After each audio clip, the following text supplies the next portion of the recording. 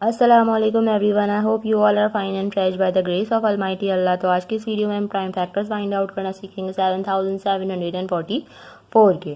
जैसा कि आपको पता है कि लास्ट में है 4 हमारा इवन नंबर है, यानी कि हम इसको इस वैल्यू को डिवाइड करना स्टार्ट करेंगे 2 से। 2 हमारा स्मॉलेस्ट प्राइम नंबर है। जब भी हम किसी भी नंबर के प्राइम फैक्टर्स फाइंड आउट करते हैं तो उसे प्राइम नंबर से ही डिवाइड करते हैं। प्राइम नंबर वो नंबर होते हैं जिनके सिर्फ और सिर्फ 2 ही फैक्टर्स होते हैं, एक 1 और दूसरे वो खुद।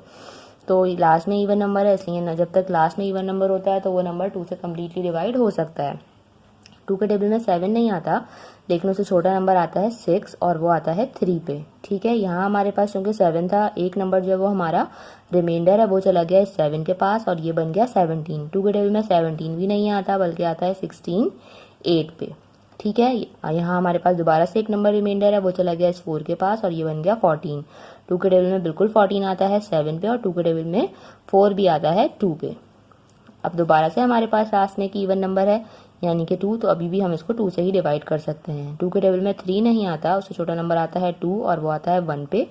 जो एक हमारे पास डिजिट यहाँ रिमाइंडर है वो चला गया इस 8 के पास और ये बन गया 18। 2 के टेबल में 8 बिल्कुल आता है 9 पे। अब है हमारे पास 7।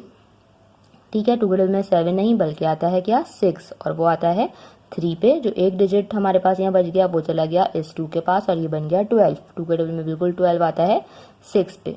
अब हमारे पास वैल्यू आ चुकी है यहाँ, उसके लास्ट में 6 यानी कि इवन नंबर है, अभी भी ये 2 से ही डिवाइड होगा। 2 के टेबल में 1 नहीं आता, इसलिए हम यहाँ लेंगे 2 डिजिट्स। 2 के टेबल में 19 भी नहीं आता, उससे छोटा नंबर आता है 18 और वो किस पर आता है 9 पे। जो एक डिजिट हमारा यहाँ रिमाइंडर है वो चला गया इस 3 के पास और ये बन गया 13। 2 के टेबल में 13 भी नहीं आता, 12 आता है 6 पे। ठीक है, जो एक डिजिट हमारे पास रिमाइंडर था वो चला गया इस 6 के पास और ये बन गया 16 और 2 के टेबल में 16 आता है 8 पे। अभी भी हमारे पास यहाँ पे इवन नंबर है यानी कि 2 से डिवाइड हो सकता है। 2 के टेबल में 9 नहीं आता, 8 आता है 4 पे। एक डिजिट जो हमारे यहाँ रिमाइंडर है वो चला गया है 6 के पास और ये बन गया 16। 2 के टेबल में 16 आता है 8 पे। 2 के टेबल में 8 आता है 4 पे। फिर हमारे पास इवन नंबर है यानी कि अभी भी हमने इसे 2 से ही डिवाइड करना है। 2 के टेबल में 4 आता है 2 पे। 2 के टेबल में 8 आता है 4 पे और 2 के टेबल में 4 आता है 2 पे। फिर हमारे पास इवन नंबर आ चुका है, 2 से ही डिवाइड करना है हमें से। 2 के टेबल में 2 आता है 1 पे, 4 आता है 2 पे और 2 के टेबल में 1 और 2 के टेबल में 2 आता है 1 पे। अब वैल्यू आ चुकी है हमारे पास यहाँ 121। लास्ट में अब हमारे पास है ऑड नंबर, इसलिए पॉसिबल नहीं है कि ये 2 से डिवाइड हो सके। ठीक है, तो हम जल्दी से बढ़ते हैं आगे नेक्स्ट प्राइम नंबर की तरफ जो कि है 3।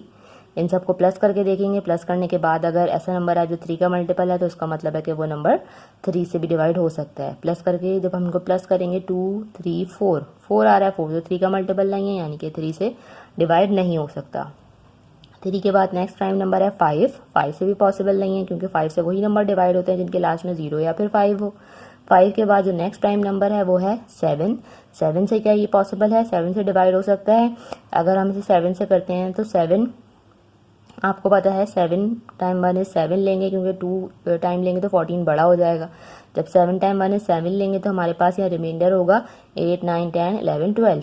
5 जो है वो यहाँ चला जाएगा 1 के पास और 51 बन जाएगा। 51 जो है वो 7 का मल्टीपल बिल्कुल भी नहीं है। 7 के मल्टीपल्स 49 और उसके बाद 56 होते हैं। उसके बाद जो नेक्स्ट प्राइम नंबर है हमारा वो है 11। तो इसकी डिविजिबिलिटी हम 11 से चेक करते हैं कि क्या ये नंबर 11 से कम्प्लीटली डिवाइड हो सकता है। 11 की डिविजिबिलिटी चेक करने का तरीका मैंने आपको अपनी एक वीडियो में बताया है, आप चाहें तो मेरे चैनल पर जाके वो सर्च करके भी देख सकते हैं। उसमें हम क्या करते हैं कि जो हमारी ऑड प्लेसेस पे नंबर होते हैं उसमें से इवन प्लेसेस के नंबर को माइनस कर देते हैं। ठीक है, ऑड प्लेस पे 1 2 3, 1 और 3 हमें ऑड प्लेसेस पे नजर आ रहा है। 1 और 1 प्लस 1 2 हो गया, 2 में से जब हमने 2 माइनस किया तो 0 आ गया। ठीक है, तो ऑड प्लेसेस में से इवन प्लेसेस को माइनस करने के बाद अगर हमारे पास 0 या फिर ऐसा नंबर आए जो कि 11 का मल्टीपल हो तो उसका मतलब होता है कि वो वैल्यू 11 से कम्प्लीटली डिवाइड हो सकती है। और यहाँ पे ऑड नंबर में से इवन नंबर को माइनस करने के बाद हमारे पास आ रहा है 0, इसका मतलब है कि ये वैल्यू 11 से बिल्कुल डिवाइड हो सकती है।